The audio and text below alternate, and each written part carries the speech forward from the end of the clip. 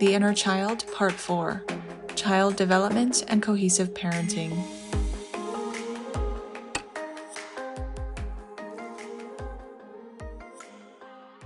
Our inner child is meant to grow in presence with us, but early childhood trauma and fear-based experiences created a split between the inner child and our present state.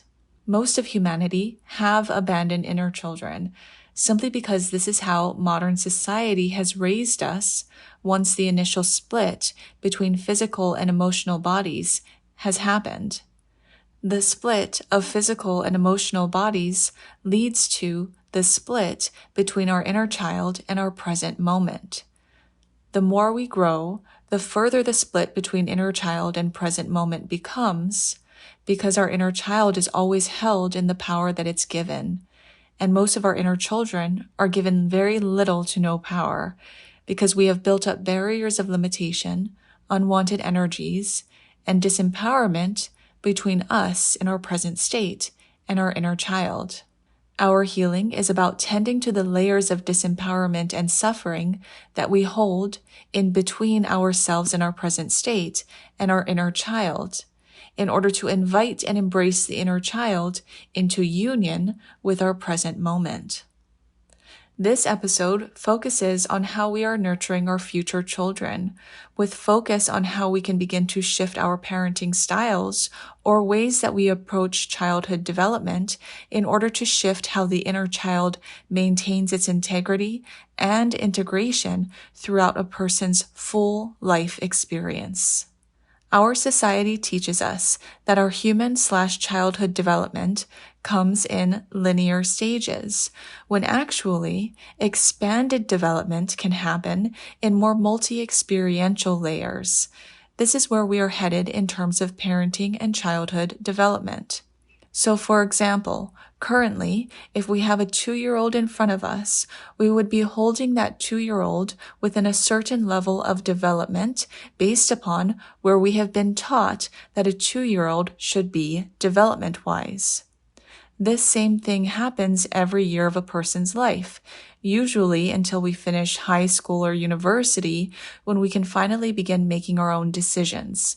However, unfortunately, by then, we've been so conditioned and programmed to fit into specific boxes that when we're given an opportunity to finally make our own decisions and pave our own paths, we're still holding ourselves in a box of limitations, societal expectations, and restrictions.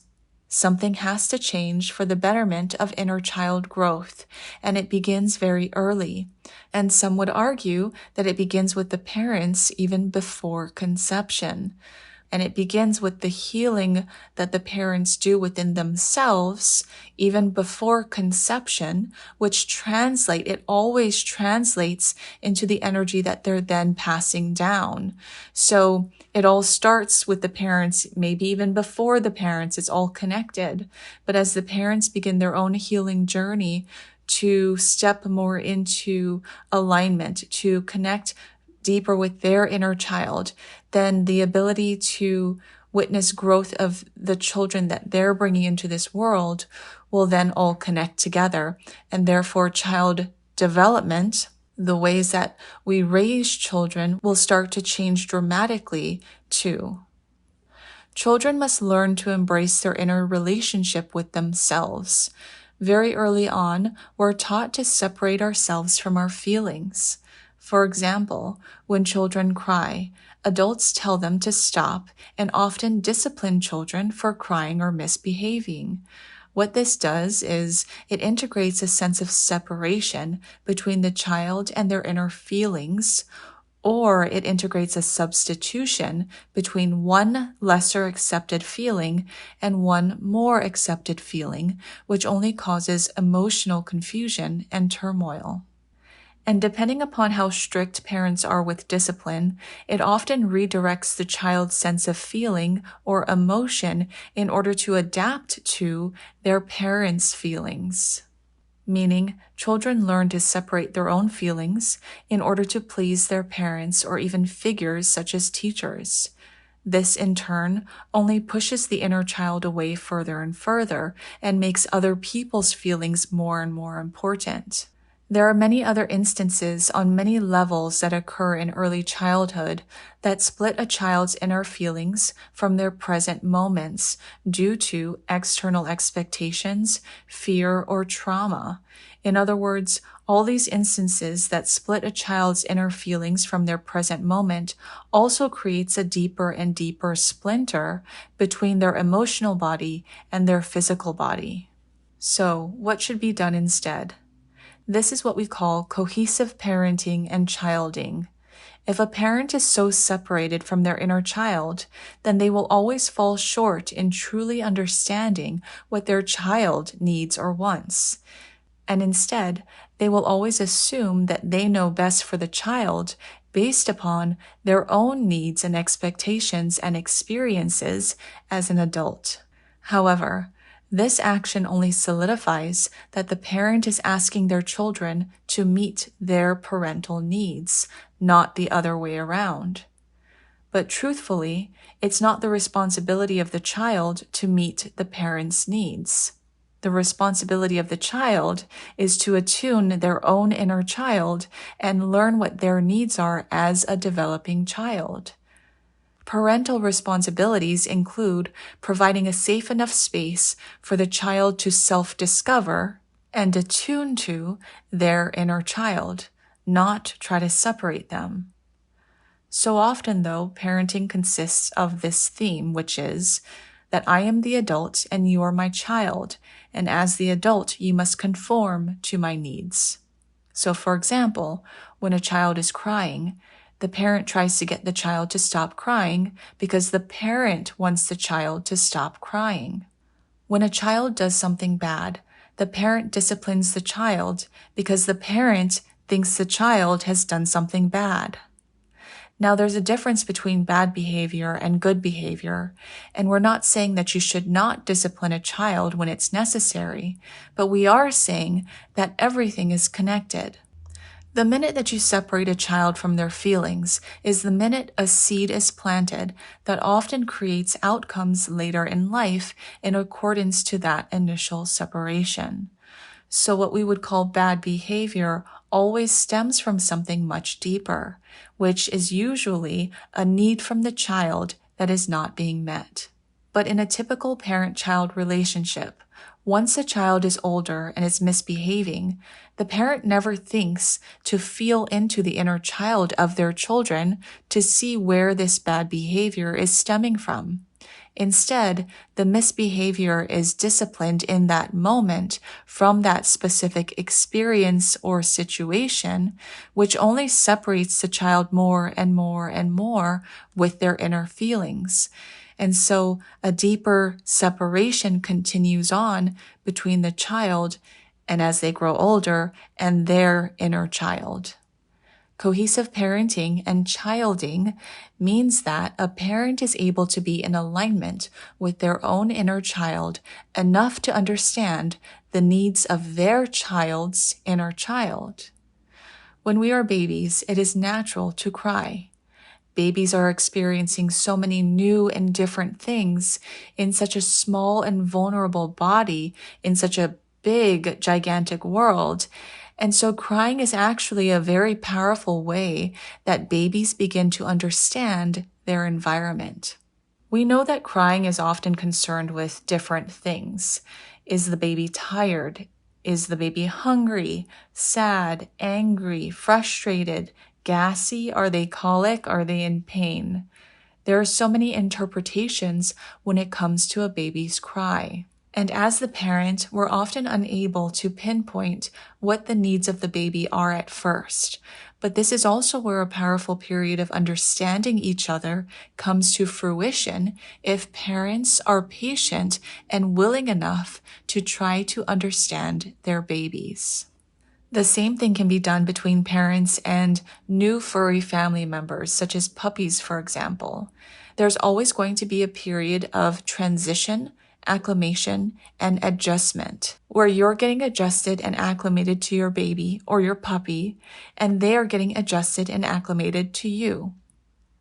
This adjustment and acclimation period means that you are learning what their needs are, not from your own point of view, but from theirs. But it also means that you're learning what your needs are too, in a situation that involves constant change, attention, and vulnerability. It also means learning how to bridge the gap between you understanding them and them understanding you. And because words are not often introduced in these situations of having a baby or a puppy, how can you feel into what they need from their point of view? How can you communicate what you need from your point of view? And how can you show up in a way that honors both, not just showing up in a way that honors your needs only? With this being said, mothers have a powerful advantage if they carried the baby in their womb, because it offers this unique connection beforehand.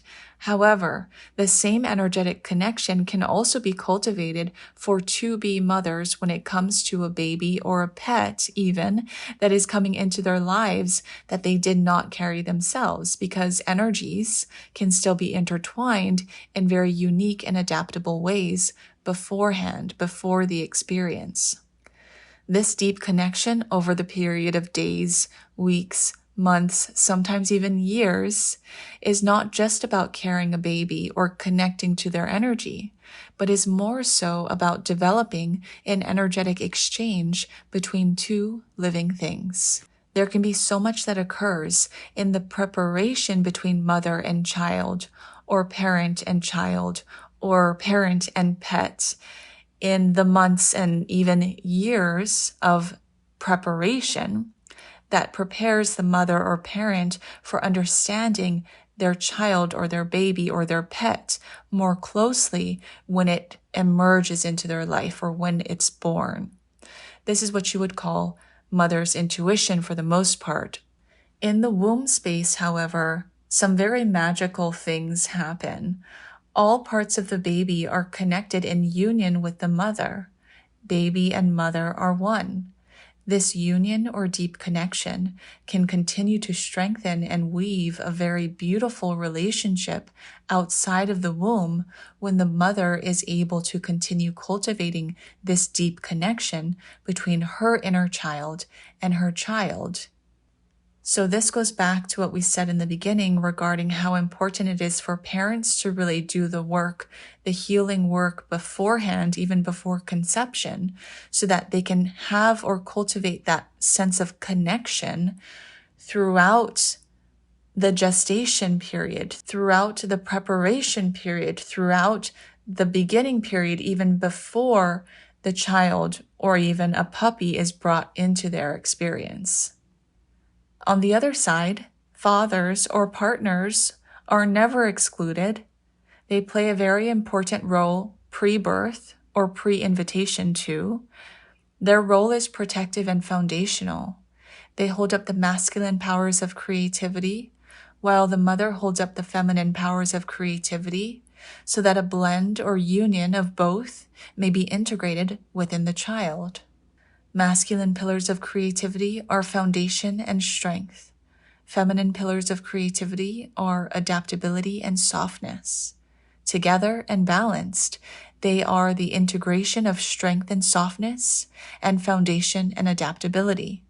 Inherited from these creative forces are all ways a person is invited to grow and expand through creativity, desire, and inspiration. Cohesive parenting is the ability to nurture these exact creative forces within themselves and their children. And as long as there is an understanding of the inner child within all developmental stages, a sense of multi-experiential growth can be cultivated because it embraces growth between both parents and children in the process of childhood development. It also recognizes the inner child as a source of communication, understanding, and soul connection between parent and child, so that the relationship can expand not necessarily as a power struggle between adult and child, but as an open and aligned connection between adult and child. So in a nutshell, cohesive parenting means, number one, Each parent is taking responsibility for their own inner child connection, healing, and union. Number 2, each parent is willing to acclimate and adjust to initial and continued changes within themselves, each other, and their children. Number 3, each parent is open-hearted enough to consider the inner child union within their child's present state of being. Number 4, each parent is willing to be a guide for their children to explore, adapt, and connect with life experiences, emotions, and situations. Number 5, each parent is always in conscious consideration of the space that they're holding for their children regarding masculine and feminine pillars of creativity, which are foundation and adaptability, and strength and softness. Number 6, each parent is able to tune to the needs of their children, not based on parental needs, but based on inner child needs. And number 7, each parent serves their energy from a space that is eager to grow and expand as their children also grows and expands.